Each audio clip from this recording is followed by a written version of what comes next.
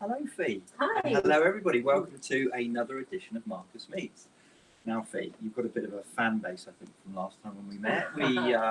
Fee and myself met, was it back in March? Yes. A few weeks towards your panel. Yes. And people who are in assessment or thinking about coming into assessment get a lot of value from watching those videos of you and I. So thank you very much, Fee. You're welcome. And a lot has changed. So how many weeks away were you from panel, part of the assessment? How many weeks? I think it was only 3 weeks away, I think. About 3 weeks away. Yeah. So you were nervous and you were wondering, had you prepared yourself in the right way? And yeah, exactly. I mean, I was excited as well, but also sort of trepidatious. Yes. Because I didn't really know, oh my gosh. Just to point out, Fee doesn't foster on her own. No, we have a lovely dog, Bella, and Magic Mittens, the cat, that may well jump on the speakers or the. Yes. So yeah, if it all crashes, but you know, it's very natural, isn't it? Yeah. So. It was not me; it was my cat, our cat. Yeah. So you were a few weeks away, and trepidation, but excitement. Yeah. But I mean, to be honest, I felt really prepared as well because I had completed what's known as the Form F with my very experienced assessor, Nikki. And I'd done a lot of training with Ed and with another Nikki and some brilliant trainers. So they were mandatory training that you. So for people thinking, oh, I'm going to take that leap of faith and join Blue Sky. Yeah. What were what were you trained in? What were some of those mandatory training modules that you'd have done? So things like, so we have this, it's a special portfolio folder. And so you have, it's a systematic questions on different sections of being a foster carer. So we had training about how to do that. But also we had training on attachment and about the type of children and young people who come into care, child criminal exploitation, child sexual exploitation, radicalisation. So these are mandatory modules. Can you dip your toe into what training, if there's another training module, can you then go forward and say, well, I'm interested in that? Yes. Even if it's not mandatory, you have it on, do you have like a username and login and you can log in? And So that's really, really helpful. And I felt myself that I was prepared, because I think what people need to realise is that being a foster carer is actually a profession, and you, I don't say that lightly. I mean, you have to have a very robust training, because at the end of the day, you're looking after someone else's daughter or son or children. I mean, some people will take siblings, so it was a relief when I'd sat my panel, but I was here. It was in COVID. I was going to say, it was, so you had a virtual panel. I did, yes. So how many, because people sometimes are daunted when I talk to them, it's like an interview process, I have all these people sat staring at me. It was slightly different because you were via, remote. How many people did you have at that table, and do you know some of their roles within the panel? Yes, so there was obviously I had my own assessor, and there was a supervising social worker, and then there were independent people, like an independent review officer, there's a teacher, and I know some people have other, like a foster carer, who has been doing it a long time, and then there are care leavers, they're called. I'm not sure if I like the word care leaver, but people who have been within the system and been supported and have then been able to spread their wings and become independent. So it feels reassuring then, Fee, that they are making that judgment on you then and making sure you're ready to foster. They have to give that rubber stamp and say, yeah, we believe. Can you remember the question? Any questions? Was there one that stood out that you can remember? Do you know, it seems to be a little bit of a blur. I'm sure it merges in your assessment and everything else. It does. But I think I know it was looking at sort of how had I prepared, what made me want to be a foster carer. You're probably well versed in that, because that was the first conversation we I probably know. had, Faye, you know, Yeah, right? You know, so it you're was. used to it. You can recite it in your sleep. Yeah. Yeah. Yeah, and for me, and I mean, I think it's a big step for anyone, because it is such a responsibility. And it is, as I said before, it is a profession in its own right. So. And part of that assessment then, Faye, the assessor will come and meet you, or they were doing it remotely in Zoom, so they'll work around your schedule. And how many times typically would that assessor have met you in that process of being assessed? Well, some of the meets I think we had 2 face-to-face, again because it was COVID, and then we had 2 or 3 hour sessions every Saturday. So it's pretty intense. Very intense, yeah. You're exhausted after. Yes, emotionally exhausted, but that's okay. Pushing your buttons and. Yeah, absolutely. Finding all the skeletons I've got in my cupboard. Yeah, that's it. Yeah. But that at the end of the day, I was okay with that, because I thought, well, if this is grueling for me, what on earth is it like for a child or young person? You know, they've been through an awful lot worse. Yeah. So and I remember saying to Nikki, my assessor, that, you know, we are what we've been through makes us who we are. And we all have good things and bad things that happen in our lives, and I know that, you know, there are some things that I didn't realise I could relate to with the young person I'm supporting.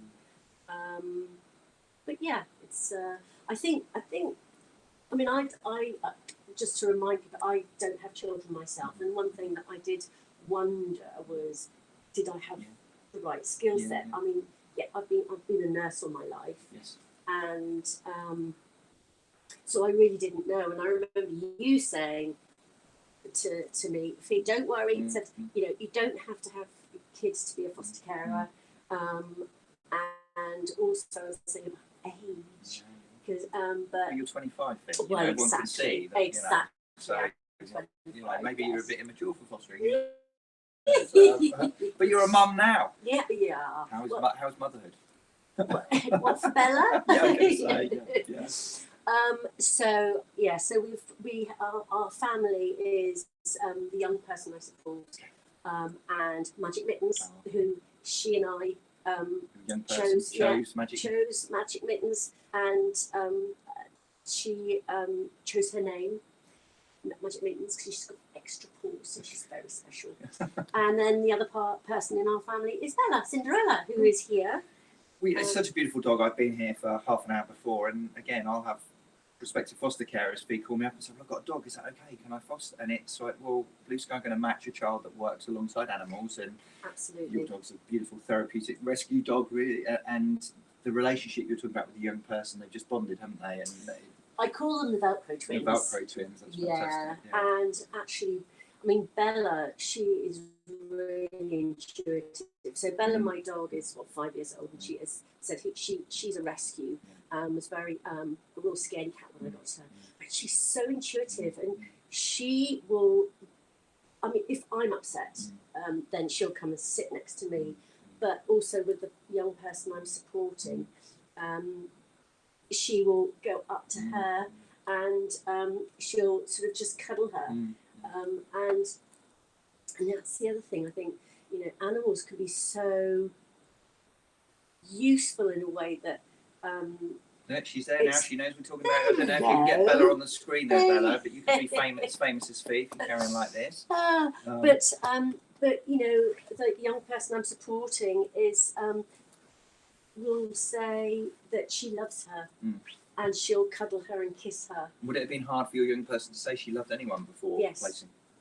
And that's yes. a lot, isn't it? She's that you know, loving something like Yeah, and I think that, you know, that they can actually be, you know, a way of allowing that child or young person to just vocalise how they're feeling, because they know, you know, it's unconditional love that an animal will give, but that's also something that sorry, Marcus, I'm jumping the gun. I really wanted to make sure that being a foster carer, and big thing that I've been really impressed with my training is that you really need to provide a safe environment that is calm, kind, nurturing, consistent, and non-judgmental.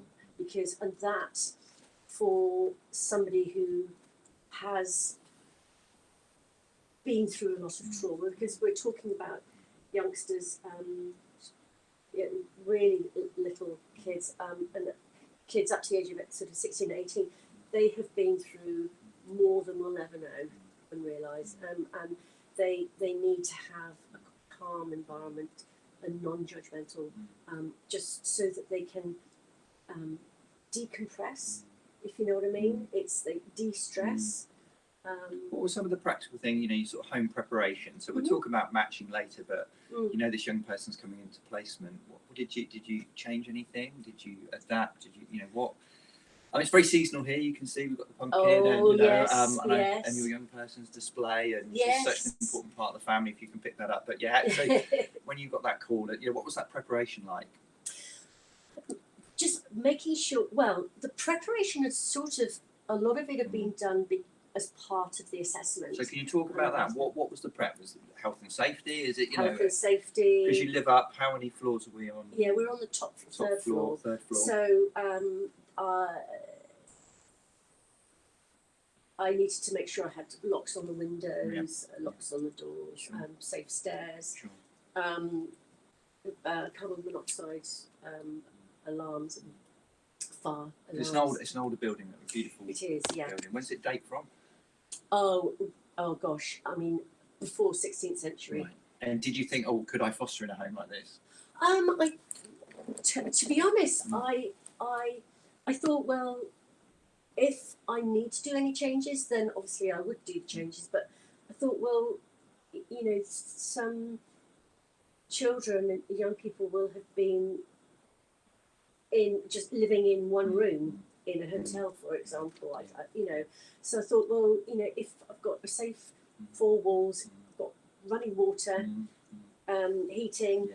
I mean, one thing I have had to do is I've got some lockable cupboards, because depending on the type of young person who's coming into to your home, they may have self-harmed, or they may have had suicidal ideation because of the trauma that they've had to deal with.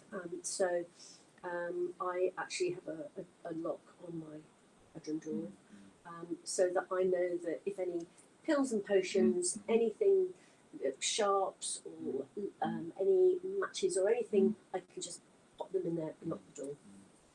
Because again, it is a profession, and our role, we have a duty of care, and ultimately we have to keep the person safe. And yourself safe. And yes, exactly. And that goes down to the matching again. Back to the matching.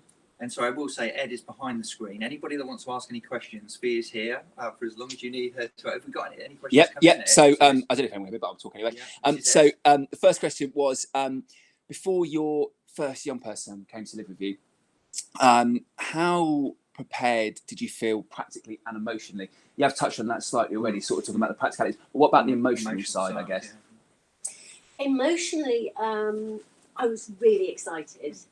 But also trepidatious, because I've never done it before.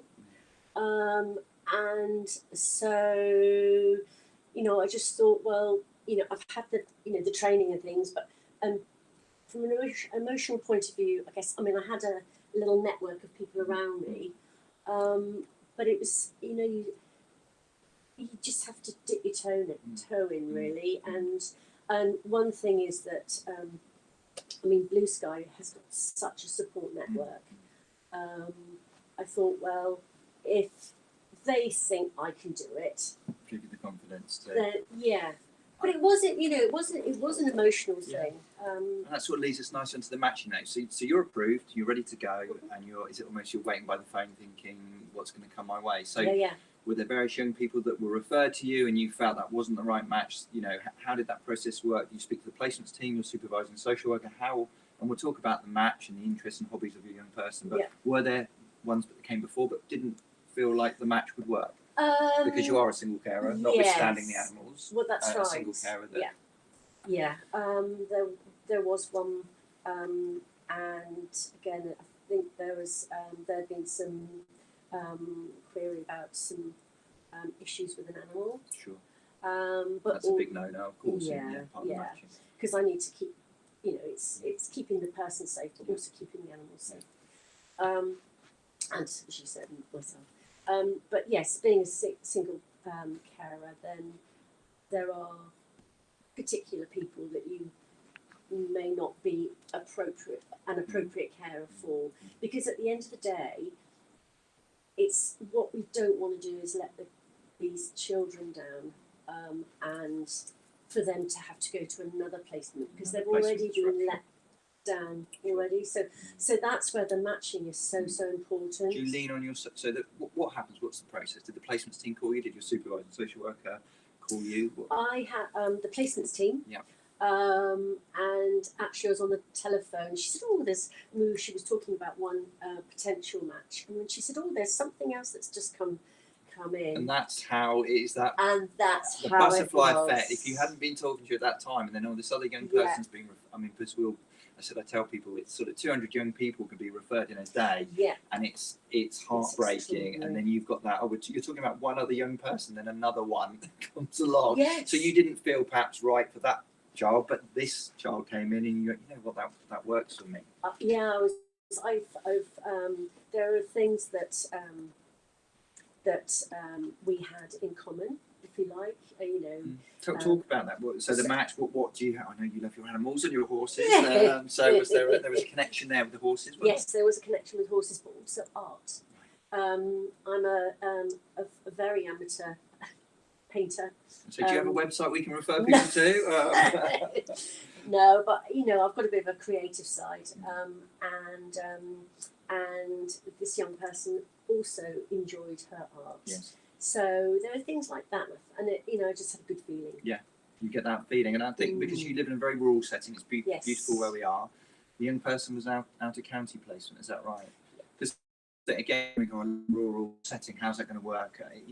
I don't live in an urban environment. Some young people will benefit, and this young person benefited from being moved out of county to a rural setting. Absolutely.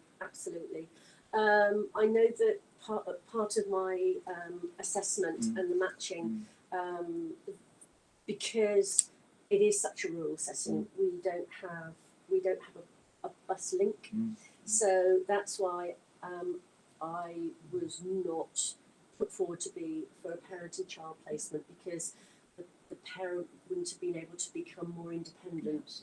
So it works really well for. And your approved fee, so for anybody watching, your approval is 0 to 18, parent and child, and therapeutic. Is that your quite a broad brush have you got, or your therapeutic carer?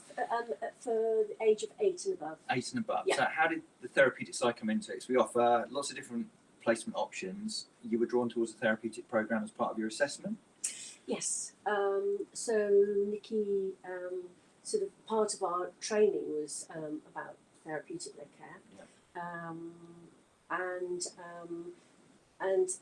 because Nikki had explored all my skeletons in my many cupboards, she said, "Do you know what, Fee? I think you'd be really good with a teenage girl, perhaps in the therapeutic led care."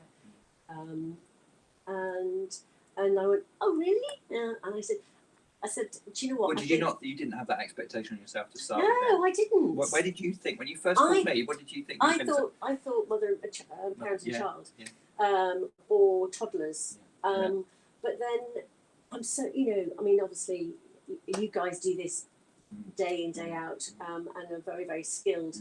And so I just said to Nikki, "Well, look, if that's what you think, you know you better probably than I know myself now, and especially you know what type of person I would be able to support as effectively as possible." So I just said, "Okay, well, if that's what you think, then let's go for that." Yeah, that's lovely. And I know just the next question was going to be about you getting to know your young person, but I can already people watching this can't smell this, but there's a chicken korma on the go, isn't there? And you found that connection with your young person around your passion for cooking, and it's almost art for you as well, isn't it? Cooking, so you're making it from scratch, and it's just it's fantastic. And that's something that she enjoys doing as well. Yeah. So you found those connections. So the horse riding, do you go horse riding together? Do you muck out together? What's the scenario there? So she has been on the Duke of Edinburgh. She started that quite it was quite soon after she came here. So had no inclination before, and it was something, because we've got Ed who's behind the screen, but so Ed would have approached you, talked about the GAV and what it can provide young people, and was your young person immediately drawn by it? Was it a bit like, oh, that's added work for me, or was it? How do we infuse? I think it was the way that we sort of shared the information, because I know that Ed spoke to her individually, and I sort of spoke to her, and I mean, I think it's a really, really good opportunity, because it can help with self-esteem, confidence, independence, and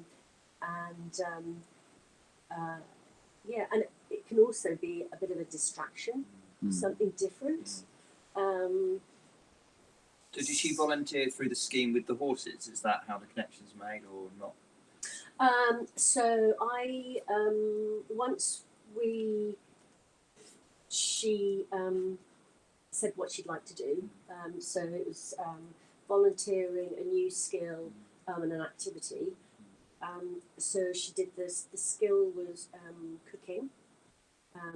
So she's being assessed on that, and then the riding was the activity, and then the volunteering it could be anything. So I actually went to, we went together to some riding schools, and I said, it's up to you. If you feel comfortable with this environment, then let's go for it. But if you don't, it's not a problem. We'll go somewhere else and visit different establishments until there's a good fit. And it was planned, the young person. So would the young person had other options, other families, and they have some say in their future? Is that, or do you not get? Have you talked to a young person about that, or do they have a say in that match with you? Yes, they do. Yeah. So it's so I have there's a profile for each foster carer. We have a profile, and that's also sort of part of the assessment. You're asked to create a profile that you would be happy to give to a potential young person that you're going to support, because of course it works both ways. It's not me just going and picking and being matched. It's actually whether or not that young person is happy to come into. But often they've not had that voice, have they? And to give them that control, and so they would, that young person chose you as that family environment to come and live with, which is fantastic. Yes. Ed, I don't know if you've got another question. Have you got another question? So there's a few things coming in. Yeah, I just didn't want to miss anything. So we've got yours, Fee. we've got a couple of carers. So we've got Fern and also Rachel that are both carers with us. They've both said hi. Fern said hi from Cornwall, and Rachel said that it's lovely to hear about your experiences. Liam said, obviously was on the first one, he said, it's amazing how much more experienced you sound from the first episode of when you spoke. So, confidence there. There you go, something's paid off. And it sounds like an incredible journey. And then Rupert's asked, so obviously when you were first considering fostering, obviously you do research and stuff like that, but is wanting to know, why did you choose Blue Sky? I chose Blue Sky because Blue Sky remains Ofsted outstanding. You can't get any better than that. So that's why I chose Blue Sky. And Marcus, you were lovely on the phone, and not pushy. I'm always embarrassed, sorry. I'm not so embarrassed, stop that. So would you have called, we may have touched on it the first time, but did you call a couple of other agencies?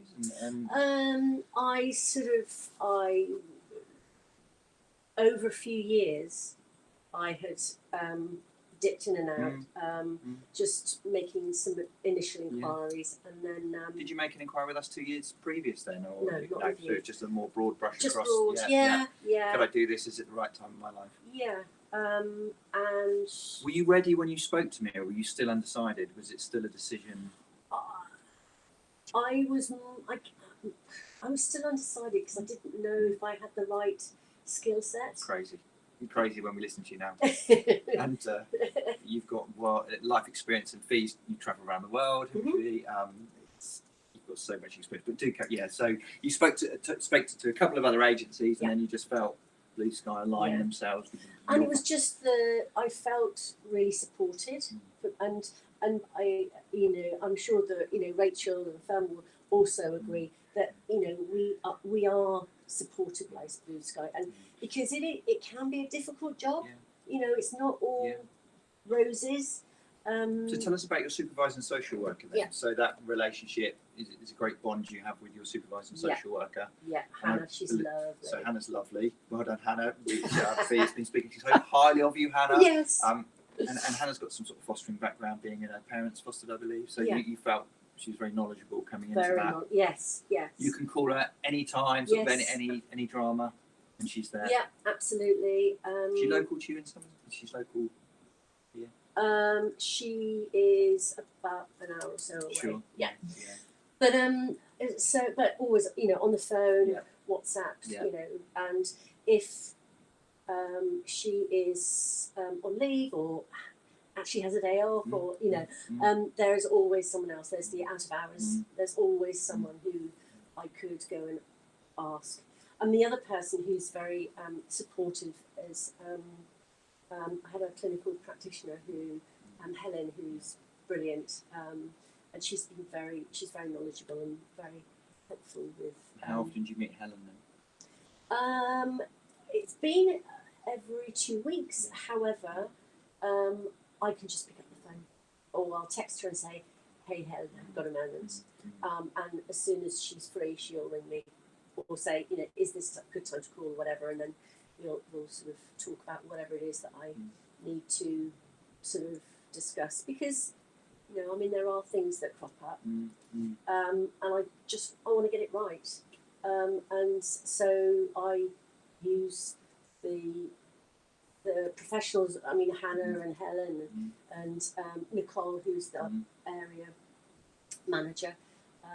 There's a real umbrella then. So you've got the out of hours, you've got the area manager, the clinical practitioner, the supervising social worker, individual workers involved with your young person as well. Individual workers, yes, who are brilliant. And the young person who's here, of course, can't say much about her or her name or anything, but she gets on very well with them. So, and what about your support network, local? Then so you've got a good support. People again, I'll be thinking, well, how do my support network interact with my young person? How have you found that? Is there much red tape? How does it work? So you need to choose your immediate support network carefully, and you need to approach them and ask them if they would mind being speaking to Blue Sky, because we're supporting young children, young people who have come from a traumatized background. You've got to make sure that whomever is around them is a safe person. So everyone has to have a DBS, for example, to make sure that they don't have any sort of anything under the. And the young person feels like part of your family and your wider network, and they consider her your son or daughter. Well, we don't say those words, but I've got photographs everywhere of my family, and I have a photo of her because she is my she's my family at the moment, and whatever is best for her. But I wanted her to feel included, because she is. And I will point out, Fee showed me a card.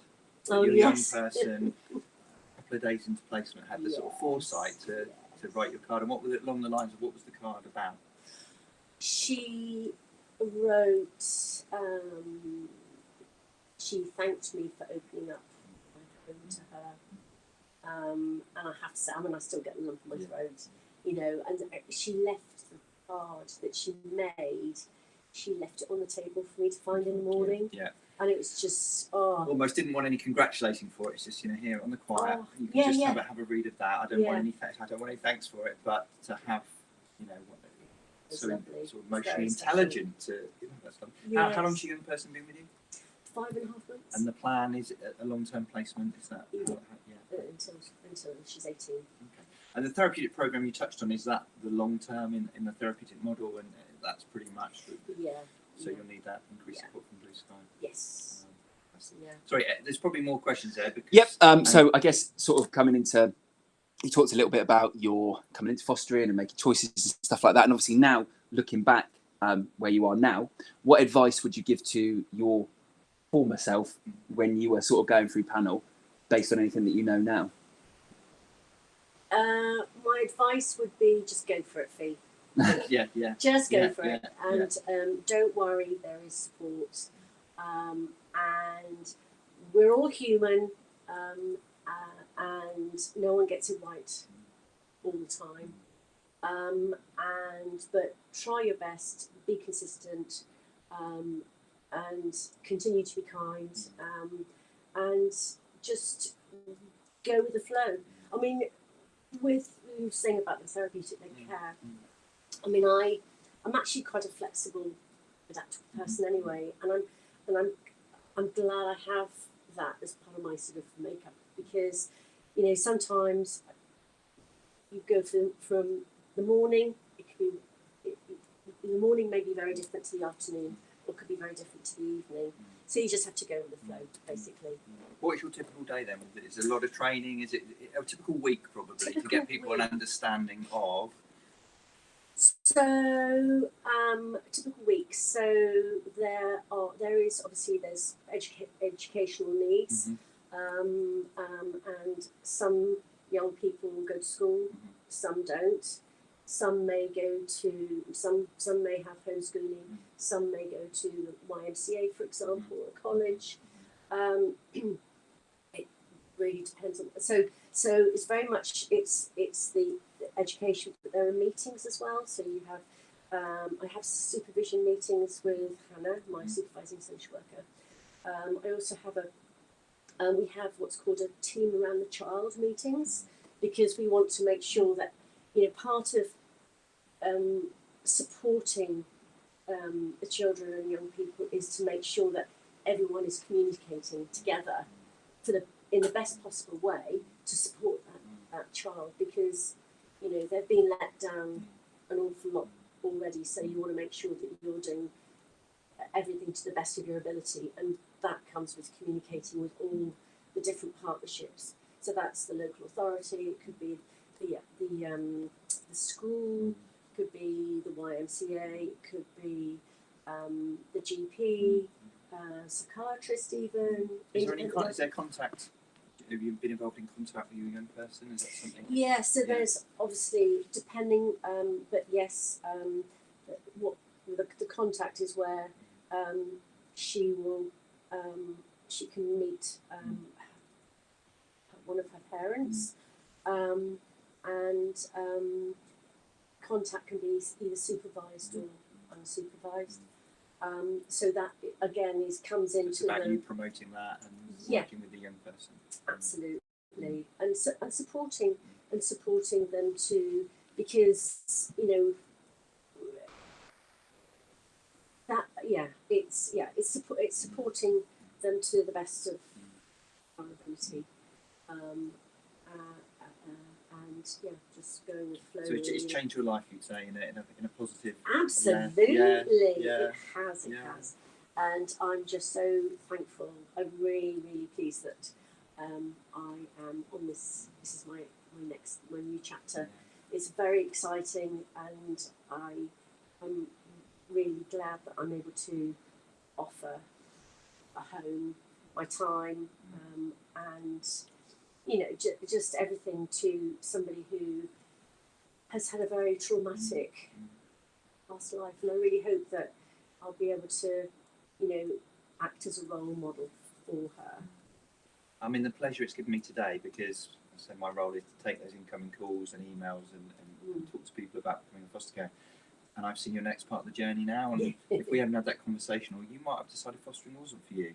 If you're not enthused, or you might have gone and taken been an accountant and done something else, or worked in a supermarket, but you've taken that journey, and now I hear the rewards that we've reaped from the passion that you're talking about, you young person. It's so lovely. Yeah. I mean, and we know there's bumps in the road, isn't there? And you said it's not all it's life, isn't it? And if we start to understand the journey and the trauma that young person's been on. Ed, could you read out the number? Because if anybody Marcus can't see that far. I can't see it. If anybody wants to actually talk to me, which we'd love, or what's the number? So it's just scrolled off the screen. So give me a second. So we've got to add lib. Yeah, so it's definitely 0800. Hang on. 035. That's a pretty good memory for you, considering you've got a lot going on. 0800 035 6499. There you go. That again, please. Repeat it once more. 0800 035 I 6499. needed it sliding on the end of the screen. I wanted to embarrass you, Ed. So, sorry, Ed, you probably have a question. No, I've got another one from Rupert. Has said, so obviously now, we've talked loads about pre-panel and coming through, but we was asked, so since being an approved carer, Yes. what piece of training and or reading have you found most helpful so far? Because you're well read, aren't you, Fee? Yeah, let's be honest. So was there a particular book of that and the penny just dropped and you were like, that would work? I think the child sexual exploitation and the child criminal exploitation were really, really helpful. That's some training that you've done? Yeah, training I've done with Blue Sky. Yeah. There's also, another training I've done is child and adolescent mental health. And there's also self-harm and suicide prevention. Those have been really helpful. And so the training, was that done Zoom or was it done in person? As you done it? Oh, everything's been Zoomed. It's It's been a Zoom fest. Yes, and you met carers from all over the world. Yeah. So, but then my journey has been very different to other people's because I'm only just meeting the Blue Sky team in person, like you guys. To be here, Like I didn't realise Ed was so tall. Yeah. And I'm not too sure. I'm 5'11" and I look like. So, but yeah, and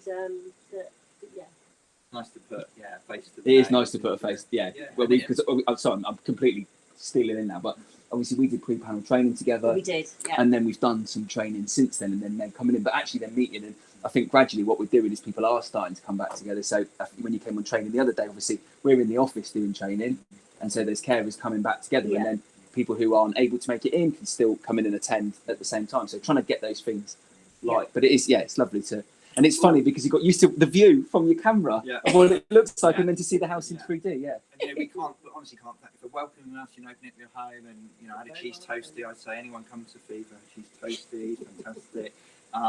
Ed, is there any more questions? Any more comments? No, just sort of. Rachel's just said about obviously now was being able to get back to attendings and events. Don't know whether or not we've had guys have had chance yet with sort of half terms and things to connect with other personnel. We've got one next week.